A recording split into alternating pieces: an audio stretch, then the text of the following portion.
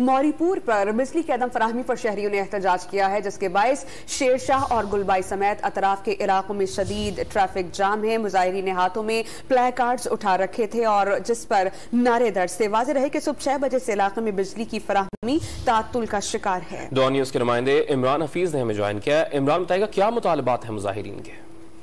देखिए, ये माड़ीपुर रोड है और यहाँ पर दुआ होटल के सामने जो है वो बिजली की बंदिश के खिलाफ जो है वो इलाका मकीन जो है वो सड़क पर आ गया और दोनों रोड जो है आने और जाने वाला रोड जो है मुकम्मल तौर पर यहाँ पर एहतजाज जारी है।